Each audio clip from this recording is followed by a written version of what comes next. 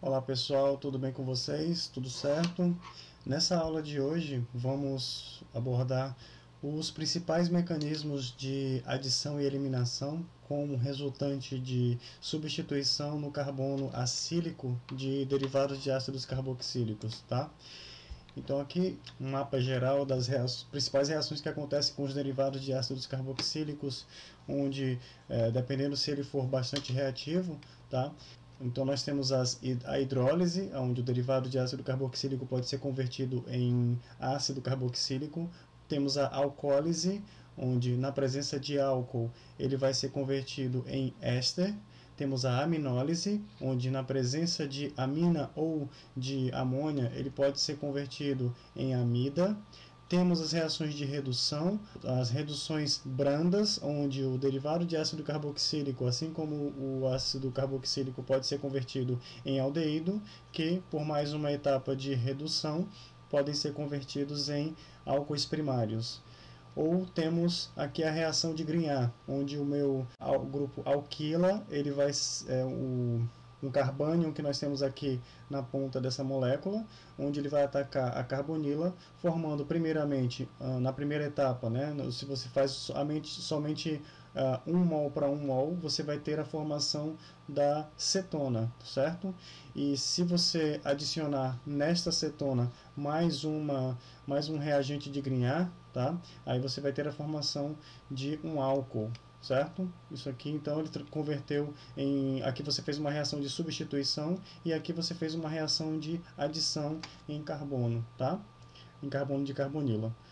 Bom, aqui para a gente ter uma noção da ordem de reatividade, a partir do mais reativo que nós temos aqui, que é o cloreto de ácido carboxílico, tá? Ele podemos a partir dele, tá, obter todos os demais derivados de ácidos carboxílicos e assim sucessivamente, de acordo com a sua reatividade. Quanto mais reativo, mais ele pode formar os demais. Quanto menos reativo, mais difícil de você formar os de cima, né? Por exemplo, a amida, a partir da amida vai ser muito difícil você obter alguns desses anteriores aqui que são mais reativos, tá certo? Então aqui tem um outro panorama geral da interconversão entre os derivados de ácidos carboxílicos, como que você pode fazer essa reação, né? Então temos aqui a partir do ácido carboxílico, quando você pode obter com a reação com o cloreto de tionila, PCl3 ou PCl5, você vai obter o cloreto de ácido, certo? Então isso aqui é um esquema bem bacana para vocês compreenderem, né? Bom, vamos adiante. Como que funciona o mecanismo, tá? Qual que é a diferença, então, entre os derivados de ácido carboxílico e aldeídos e cetonas? Aldeídos e cetonas, como a gente já viu, eles reagem por um mecanismo de adição e não substituição. Então, eles reagem somente na primeira etapa aqui do que nós temos da reação dos derivados de ácidos carboxílicos, onde nós temos a adição do nucleófilo ao carbono da carbonila e a ligação dupla aqui é rompida, uma das ligações, tá? A ligação π aqui é rompida entre o átomo de carbono e o átomo de oxigênio, formando então um intermediário tetraédrico aqui, tá? Se nós tivéssemos aldeídos e cetonas, então a etapa seguinte seria a protonação desse oxigênio, tá? Poderia ter sido pela troca aqui a transferência de próton aqui, tá certo? Mas nós não teríamos a eliminação desse grupo L aqui, porque neste caso, né, nos aldeídos e cetonas, esse grupo L aqui, né, seria um hidreto ou um íon alcaneto, tá certo? Um carbânio. Então, esse daqui tem um pKa bastante elevado, portanto, ele não será eliminado, ok? Então, aqui, como esse grupo L, tá?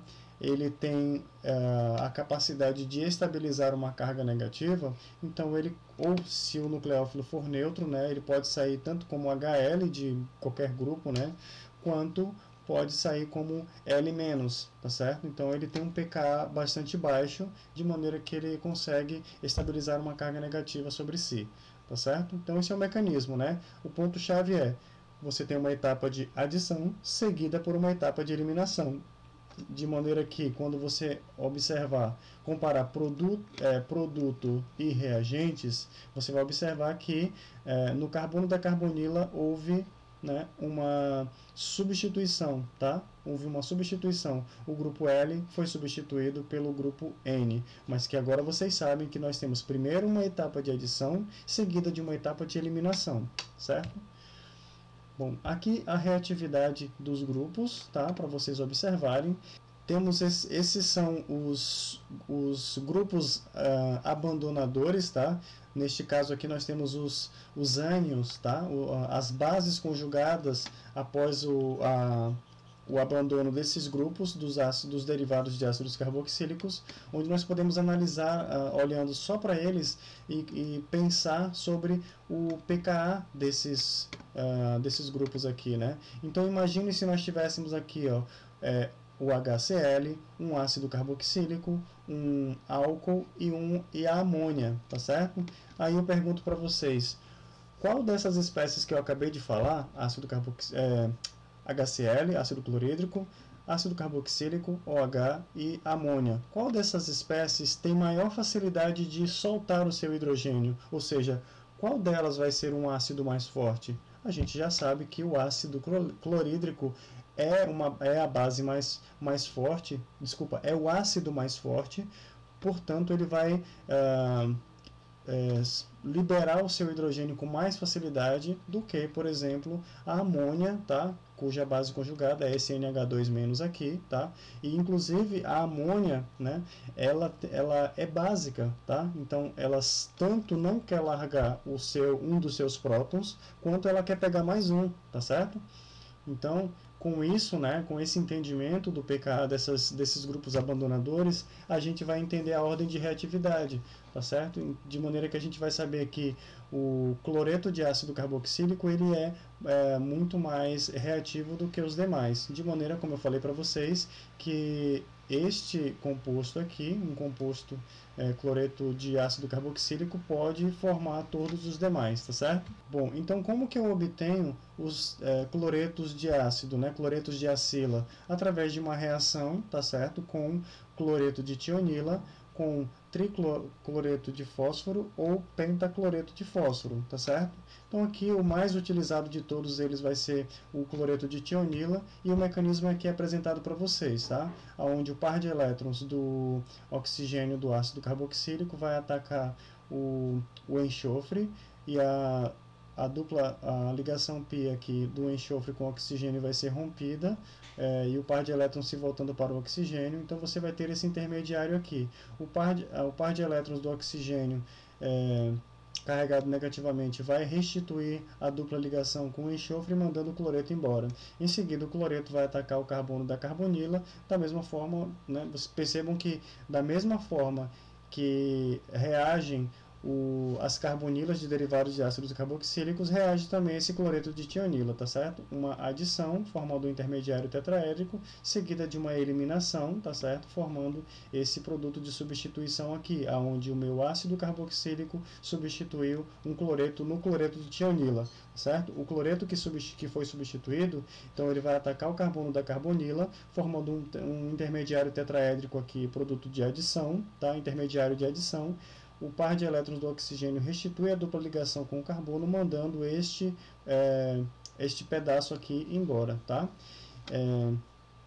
Então, o que nós vamos ter aqui, né, na etapa seguinte, né, após a formação também do cloreto de ácido carboxílico, o cloreto de acila, tá? Temos aqui o rearranjo, né, desse intermediário aqui, formando o SO2 e o HCl, tá certo? E assim eu produzi o meu cloreto de acila.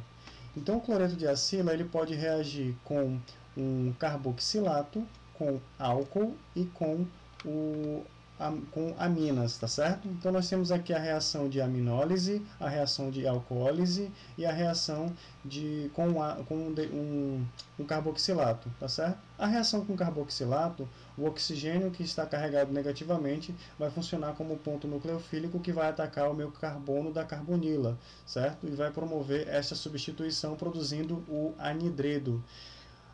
O álcool vai atacar da mesma forma, o oxigênio do álcool vai atacar o carbono da carbonila, substituindo o cloreto, naquele mecanismo que vocês viram anteriormente, formando o éster. A amina vai atacar o carbono da carbonila, mandando o cloreto embora, fazendo o produto de substituição como a amida, tá certo? A amina substitui o cloreto de acila, formando a amida. Pode ocorrer também a reação de hidrólise, a hidrólise básica ou a hidrólise com água mesmo. A hidrólise com água vai formar HCl e ácido carboxílico, tá? Porque a água vai atacar, o oxigênio da água vai funcionar como nucleófilo, vai atacar o carbono da carbonila, mandando o cloreto embora, e ele vai ser desprotonado, porque aqui a água, né, então é como se fosse um OH protonado, e o cloreto vai pegar esse próton, tá? Essa é uma reação que tem que ser feita em ambiente livre de água, justamente por causa disso, tá? Então veja, essas reações que eu mencionei aqui anteriormente, elas precisam ser feitas em ambiente livre de água.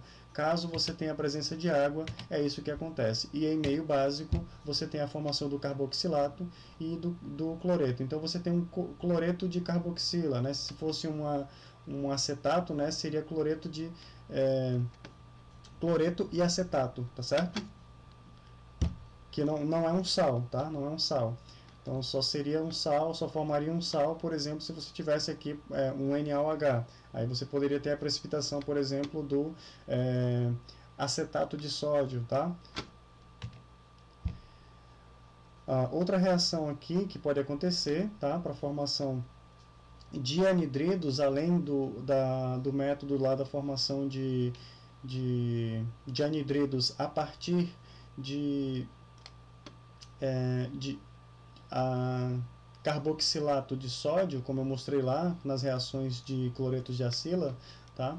Então o carbono negativo vai atacar o carbono aqui, este carbono, substituindo o cloreto. Mas eu também posso ter o ácido carboxílico na presença de piridina, tá? Então formando este sal, né? Cloreto de piridínio, tá certo? E o meu anidrido de ácido aqui. E aqui da mesma forma, né? O carboxilato de sódio reagindo com o cloreto de ácido, certo? Os meus diácidos carboxílicos, né, como o ácido succínico, o ácido fitálico, em altas temperaturas eles liberam água formando anidrido, tá? O anidrido, o nome anidrido vem justamente de negação, né? Hidrido de água, né? Então, sem água, seria ácidos carboxílicos sem água, tá? Então, tanto que eles podem também serem hidrolisados, formando de volta o ácido carboxílico, tá? As reações de anidridos, tá, para formação de éster também. Então nós temos aqui a alcólise e temos a aminólise, onde o anidrido pode formar o éster, tá certo? E o ácido carboxílico correspondente, e a aminólise vai formar a amida, tá? Mais o sal correspondente, tá? O carboxilato de amônio, tá certo? Que são produtos minoritários. Da mesma forma que os cloretos de ácido carboxílico, os anidridos também podem ser hidrolisados na presença de água ou de base, onde na presença de água eles vão formar os ácidos carboxílicos correspondentes, como eu falei ali, né, nos slides anteriores, né? O anidrido é justamente a saída de água, são ácidos carboxílicos sem água, né? Então anidrido. E na presença de base também vão formando os carboxilatos correspondentes, tá certo? Nós podemos fazer a esterificação de ácidos carboxílicos, que é a esterificação de Fischer, onde você tem aqui em meio ácido, tá certo? Meio ácido, que o ácido vai catalisar esta reação, da mesma forma que nos aldeídos e cetonas que a gente viu. O ácido carboxílico ele protona o oxigênio da carbonila, deixando o carbono ainda mais eletrofílico, tá certo? Onde o meu álcool vai poder atacar, tá? Essa é uma reação que vai estar em equilíbrio, tá certo? Então você tem essa reação em equilíbrio, e de maneira que você precisa aquecer essa mistura, e como produto dessa reação você tem água. Então é uma ideia interessante de você fazer essa reação em refluxo de maneira que você possa evaporar a água, tá certo? Como a água é um produto da reação, quando você retira a água do meio, né, a partir da condensação da água em outro recipiente, então você, pelo princípio de Le Chatelier, você consegue aumentar o rendimento da formação do seu éster, a partir do ácido carboxílico reagindo com o álcool na presença de ácido, certo? Então temos aqui alguns exemplos, tá? Quando o ácido acético reage com o etanol na presença de ácido, de algum ácido inorgânico, né, HCl, por exemplo, então você vai produzir o acetato de etila, tá certo? Aí outro exemplo aqui, você tem o ácido benzoico na presença de metanol, você tem aí a reação de formação do benzoato de metila, tá? Bom, e sobre esta esterificação, para se ter certeza do mecanismo, foi feita uma análise com metanol marcado isotopicamente com oxigênio 18 para se ter certeza de que o oxigênio do produto aqui era proveniente do metanol e não o oxigênio do ácido carboxílico original, tá certo? Do reagente. Como que é o mecanismo dessa reação? Inicialmente você tem aqui o ácido que vai protonar o ácido inorgânico que vai protonar a água do meio, né? Então o H3O+ vai protonar o oxigênio da carbonila, formando este íon oxônio aqui, tá certo? De maneira a deixar o meu carbono da carbonila ainda mais eletrofílico. O oxigênio aqui do metanol, ele vai atacar o carbono da carbonila, quebrando a ligação π carbono-oxigênio, formando esse intermediário tetraédrico aqui, certo? Então, aqui acontece o par de elétrons restitui então a dupla ligação, tá certo? Mandando então a minha molécula de água embora. Aqui houve uma troca, né? O hidrogênio, houve uma transferência de próton desse oxigênio que era do metanol para uma das águas, tá certo? Um dos grupos OH aqui da minha molécula, tá? Desse intermediário, tá? Formando então um bom grupo de saída aqui que sai como água, tá? E como essa água aqui foi formada, o que você tem? Ela vai restituir o meio ácido aqui, formando o meu éster. Perceba então, eu saí do ácido carboxílico, que foi protonado, tá? Eu estou com este meio ácido, tá certo? E eu tenho agora a restituição do meio ácido, formando o meu éster, tá? Essa é a esterificação de Fischer, também chamada, tá? Como a gente viu lá atrás, né, a gente pode obter éster também a partir da reação de cloretos de acila com álcoois, né, onde o álcool vai atacar o carbono da carbonila, formando o intermediário tetraédrico. Quando o par de elétrons do oxigênio restitui a dupla ligação, manda o cloreto embora, tá certo? E em seguida o cloreto vai desprotonar o álcool que acabou de entrar, formando então HCl e o seu éster, tá certo? Sugiro que vocês refaçam todos esses mecanismos no caderno para fixar melhor essa dinâmica dos mecanismos, tá? Os ésteres também podem ser obtidos a partir de derivados de ácidos de anidridos de ácidos carboxílicos, como a gente viu nos slides anteriores, né, onde o oxigênio do álcool vai atacar uma das carbonilas, mandando o carboxilato embora, tá certo? E o carboxilato vai desprotonar o álcool recém-adicionado, recém-substituído ali, tá certo? Então temos aqui, por exemplo, o álcool benzílico reagindo com o anidrido acético. O oxigênio do álcool benzílico vai atacar uma das carbonilas, mandando o acetato embora. O acetato vai desprotonar o hidrogênio que fica aqui, o oxigênio que vai ficar aqui protonado, né? Ele vai desprotonar, formando então o acetato de benzila mais o ácido acético, ok? E uma outra forma também de você obter um outro exemplo, né? Então, você utilizando aqui o anidrido fitálico em um álcool, né? Por exemplo, o álcool sec-butílico, ele vai ser adicionado em uma das carbonilas, tá certo?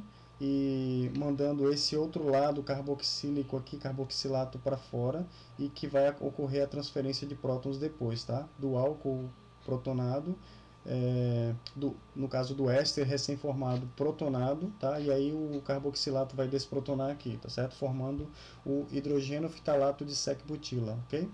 Outra reação que é bastante utilizada é a reação de transesterificação. Chama-se transesterificação porque você parte de um éster que está ligado, né, que é um grupo acil ligado a um OR, e você promove a troca, né, por catálise ácida ou básica, você promove a troca por outro OR, tá certo? Você coloca outro OR, você transforma um éster em um outro éster, tá? Aí aqui tem um exemplo específico, tá? Onde você tem o acrilato de metila, tá? Que em meio ácido, aí vocês já sabem, né? O meio ácido ele vai protonar o oxigênio da carbonila, deixando o carbono mais eletrofílico, e esse álcool aqui pode atacar com maior facilidade o carbono da carbonila, mandando embora, então, quando a dupla ligação for restituída aqui, mandando embora o metóxi, né? O grupo metóxi, que acontece uma transferência de prótons, tá certo? E aí você pode formar, né, a partir dessa reação, o acrilato de butila mais metanol, tá certo? É uma reação em equilíbrio, tá? E uma maneira de você aumentar o rendimento dessa reação aqui, por exemplo, é fazer essa reação a quente, tá? Ou em refluxo, onde o seu metanol que é gerado na reação, ele vai ser direcionado para um condensador que vai condensar num ambiente fora da sua reação. Então você vai retirar da sua reação o metanol, aumentando o rendimento deste produto aqui, tá? É uma maneira de você fazer isso. A síntese do biodiesel é a síntese que utiliza a transesterificação, tá? Eu vou mostrar aqui para vocês como que funciona isso, tá? Como que é essa reação para a formação do biodiesel, tá? Vou desenhar a estrutura aqui rapidão para vocês.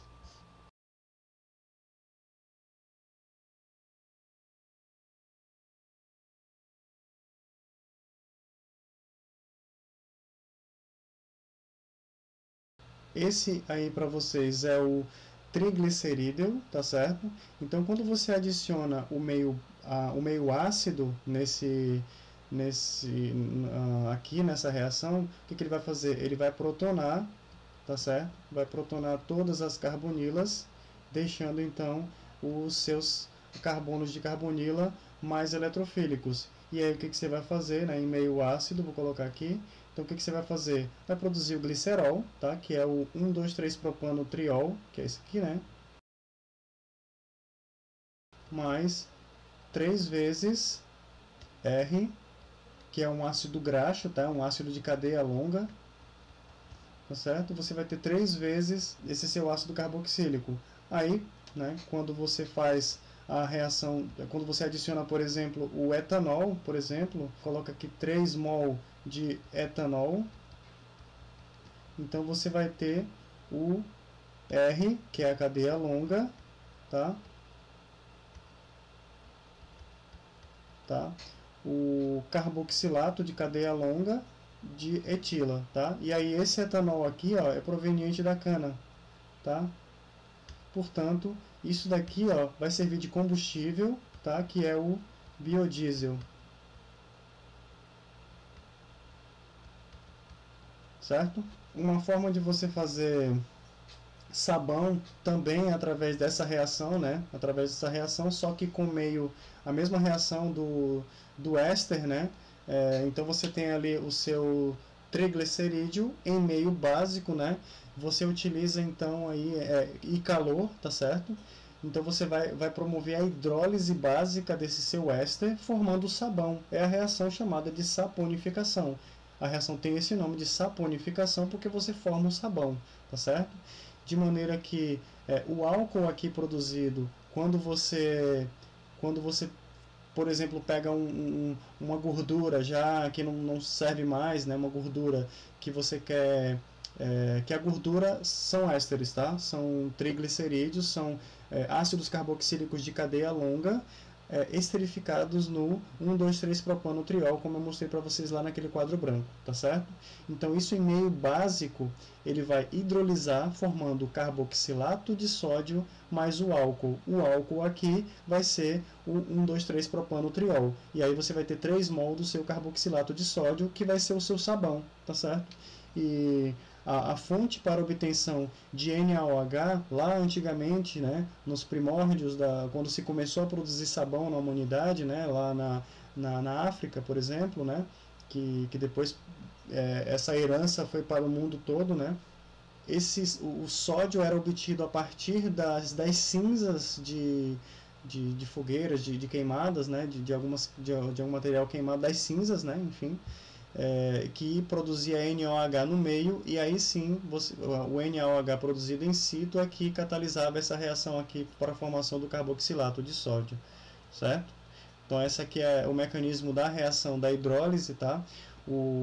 A base formada no meio, ela vai atacar o carbono da carbonila, tá certo? Quebrando a ligação pi carbono-oxigênio, formando esse intermediário tetraédrico aqui, tá certo? Então a ligação o par de elétrons do oxigênio restitui a ligação dupla com o carbono, mandando o etóxido embora. O etóxido então pega o próton do ácido carboxílico recém-formado, gerando então o carboxilato mais o álcool, tá? E aí o carboxilato vai formar um contra-íon com o sódio, tá, do meio, o íon sódio, formando o sólido carboxilato de sódio, que é o sabão, tá certo? Uma outra reação de formação de éster é quando você tem ácido carboxílico e álcool na mesma molécula. Então, quando você tem a hidroxila substituída no carbono gama, então você tem alfa, beta, gama, delta. Então você tem aqui, ó, gama, delta. Então aqui você tem uma delta-lactona, ok? Então, quando você tem um delta-hidroxiácido em meio ácido, ele vai ciclizar, formando então uma delta-lactona, tá certo? Lactona, que é um éster cíclico. Uma lactona é um éster cíclico, tá certo? A mesma lógica vale quando você tem uma amida, tá certo? Quando você tem uma amida cíclica, uma amida cíclica, ela vai se chamar lactama, tá certo? E aí tem a mesma nomenclatura, dependendo da posição que está substituído que está o substituinte hidroxi, é o nome que a gente vai dar à letra grega, tá certo? Depende da posição. Tá? Então, se aqui fosse um NH2, por exemplo, então nós teríamos uma delta-lactama, ok? E da mesma forma, né, que você pode fazer a síntese em meio ácido, tá? Dependendo você pode fazer a hidrólise tanto ácida quanto básica, porque afinal de contas você tem um éster, tá certo? Então, em meio de ligeiramente excesso de base ou de ácido, então você pode ter a formação, né, a lactona, ela vai ser hidrolisada em meio básico aqui, formando esse alfa, beta, gama, né, essa aqui é a gama lactona, tá? Então, alfa, beta, gama, lactona, tá certo? Tem 5 membros. Em meio básico ela vai hidrolisar, formando uma alfa, beta, gama, hidroxiácido carboxílico ou carboxilato, tá certo? E aí temos alguns outros exemplos na natureza, né, como a vitamina C e como a eritromicina A, tá certo? Que é um medicamento. Isso aqui é a vitamina C, também é uma lactona, tá? Que é um éster cíclico. Certo, gente? E aqui, ó, quando você tem um beta-hidroxiácido em meio ácido, tá? Ele não vai ciclizar formando uma beta-lactona, tá? Porque é muito instável um ciclo de 4 membros. Então, em vez disso, quando você protonar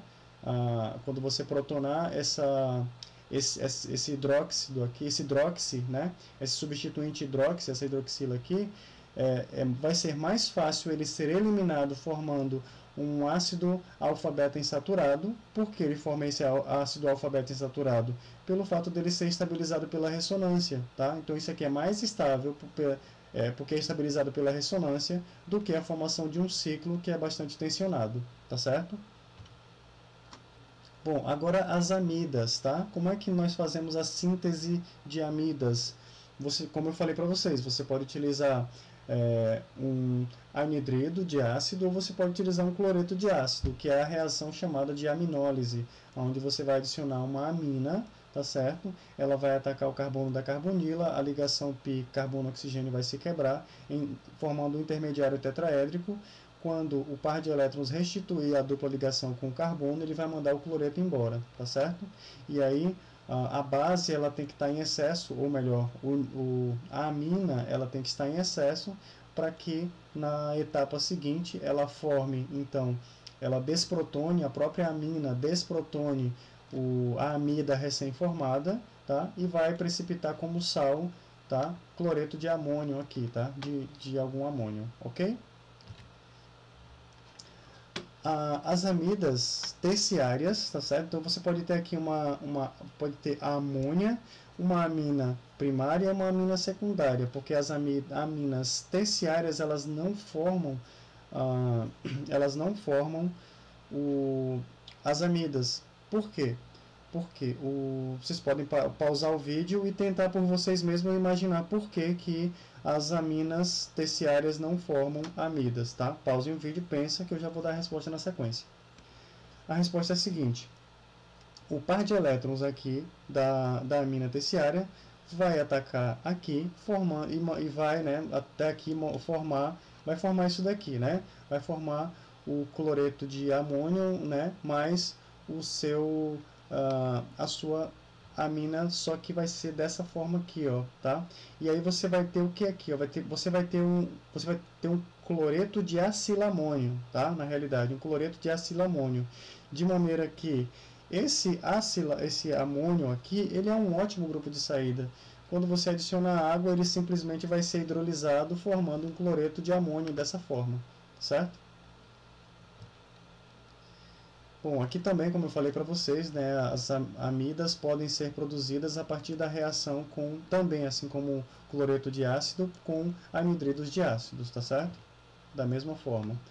E aqui nós temos os anidridos, né, os anidridos cíclicos, né, por exemplo, o fitalato, tá, o anidrido fitálico, que é formado a partir do ácido fitálico.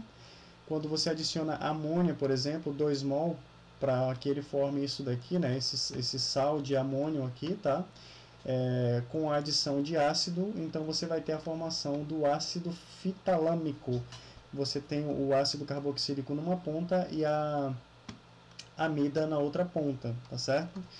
Quando você pega o ácido fitalâmico e você aquece entre 150 e 160 graus, você tem a saída de água, tá certo? Você tem aqui a saída de água formando a fitalamida, ok? Então, uma forma de você produzir do anidrido fitálico para a fitalamida. Você também pode obter amidas a partir de éster, mesmo esquema, tá? Só que aqui você não pode fazer a catálise ácida, porque se você fizer a catálise ácida, você vai desativar você vai protonar a sua amina e ela não vai reagir. Então aí a reação a partir de ésteres, da mesma forma, né? O par de elétrons do nitrogênio ataca a carbonila, o par de elétrons aqui se quebra, né? A ligação π do carbono-oxigênio se quebra, formando um intermediário tetraédrico. Em seguida, quando a ligação dupla carbono-oxigênio é restituída, então o OR é mandado embora, né, como alcóxido, que vai desprotonar a amida recém-formada, gerando então a sua amida neutra aqui, tá certo? Então aqui tem um exemplo prático, tá? E essa reação também é chamada de aminólise, e da mesma forma que os slides anteriores, só aminas primárias e secundárias ou a própria amônia pode promover essa reação, ok? Agora, se você quiser fazer amidas a partir de ácidos carboxílicos com uma amônia ou com alguma amina, você não vai conseguir. Por quê? Porque você tem um ácido carboxílico e uma base. Reagindo um ácido e uma base, o que a base vai fazer? Ela vai pegar o próton e aí você vai ter um carboxilato de amônio, tá certo? Então, só se você utilizasse bastante calor aqui nessa reação para que isso aqui acontecesse, tá certo? Mas é uma reação bastante difícil de ocorrer.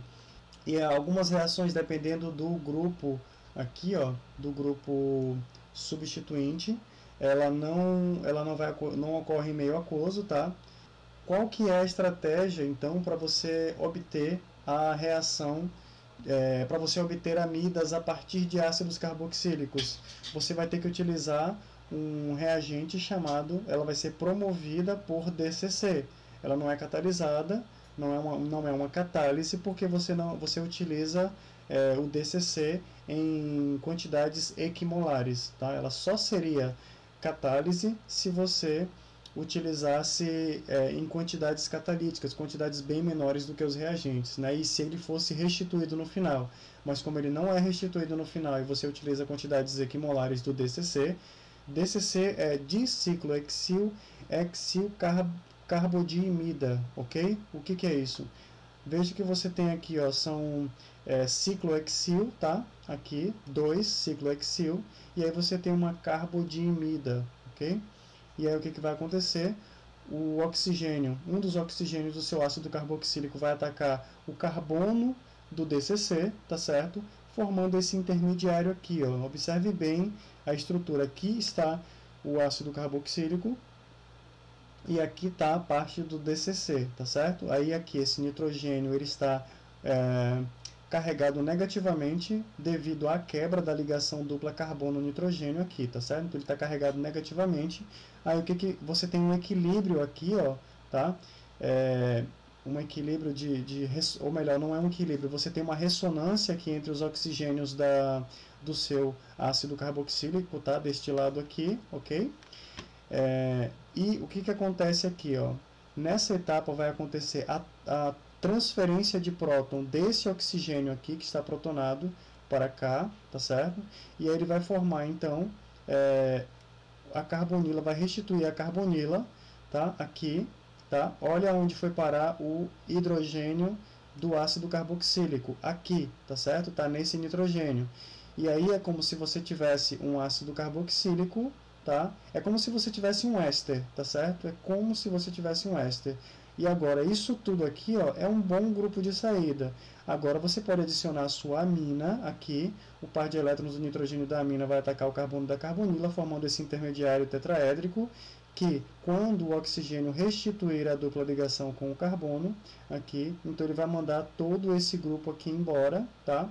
E aí você vai ter a formação da sua amida protonada, que o par de elétrons, né, deste nitrogênio que agora estará na etapa seguinte estaria carregado negativamente, assim como esse daqui, ele vai desprotonar a sua amida recém-formada, e aí você tem a sua amida. Essa então é uma estratégia para você sintetizar a sua amida a partir da reação entre ácido carboxílico e uma amina. Lembrem-se, se você adicionar ácido carboxílico e a sua amina, simplesmente você vai ter simplesmente isso daqui, ó, a formação do carboxilato de amônio. Você não vai ter a reação de substituição.